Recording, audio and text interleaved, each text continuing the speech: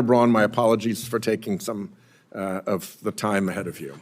Thank you, Mr. Chairman. I'm sure you'll give me a little latitude to go over my standard 5 minutes since I'm the last one here, too. Maybe. To a reasonable point, yes, sir. Very good. Ms. Millen, I'm not going to ask you to identify who the companies are, but I'm going to see if you've got a good grasp of kind of the macroeconomics of what we're dealing with. Let's take the year that just was concluded. By the way, we never did a budget within fiscal 23. We're in some type of movement. I guess we just got that done without a budget with the two big spending bills. We need to get more process into all that, and I think we'd end up with better results. But in 23, what were federal revenues, since you're talking about a gap there that we need to kind of shrink due to better tax compliance and everything that you can do? Do you know what our federal revenues were that we ended up with in fiscal 23? And if you don't, I don't know you that. You probably know the deficit amount roughly, correct? There is a substantial deficit, yes. And want to take a stab at what that is or what it was for the last fiscal year?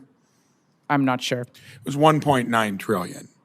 Do you want to know, can you tell me what the Biden administration has forecast over the next 10 years in terms of what kind of deficit structurally we'll be running?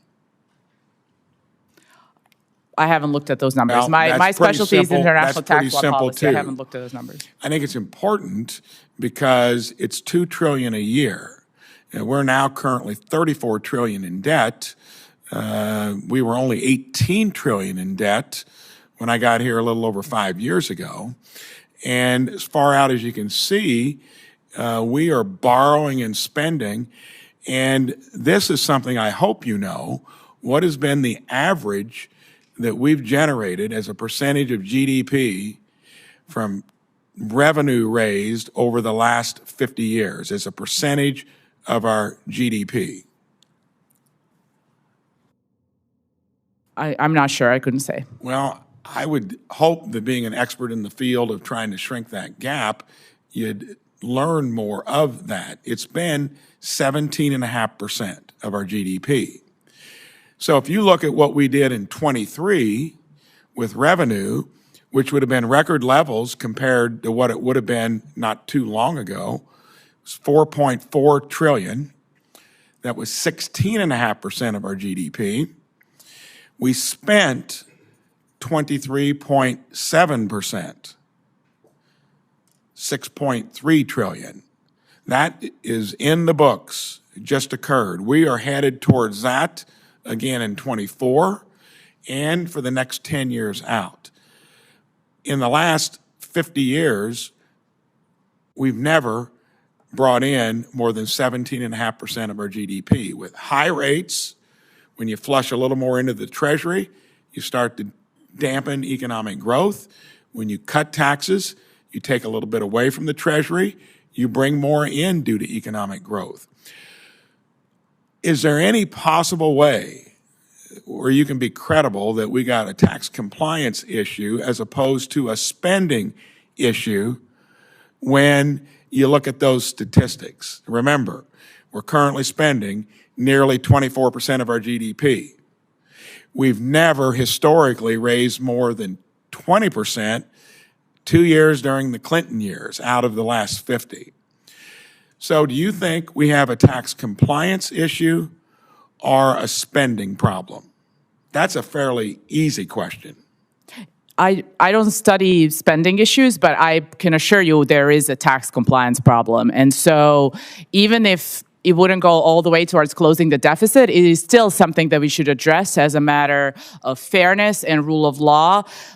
Whatever the GDP share is, you said 17.5%. 5% historically over 50 years. It is important that everybody is contributing their fair share according to the law. What do you think if you threw everything in the kitchen sink at it?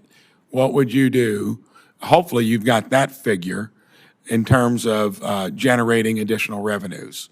And at what cost would it come? How much would it cost to do it? Do you have that there? I'm sorry, I'm not following what the cost. In other words, what is the most you think we could generate in extra revenue if you threw everything in the kitchen sink at it, and what would the cost of doing it be? So you can net out what that difference would be towards a $2 trillion deficit. Well, I think there are experts who have looked at the return on investment in terms of greater investment in IRS resources, and it's something like experts probably looked at it. I think you're one of them. I can tell you that the Trump tax cuts were almost paying for themselves, and that was 150 billion annually over 10 years, 1.5 trillion.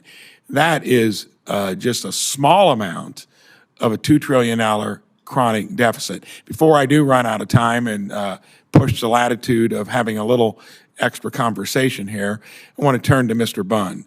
Would you want to weigh in on that in terms of, since I didn't get an answer there, what you could possibly garner after the cost of doing it in terms of extra revenue, and how does that compare relative to spending that has never, ever been close to 23 or 24% of our GDP in history other than in wartime? Thank you, Senator.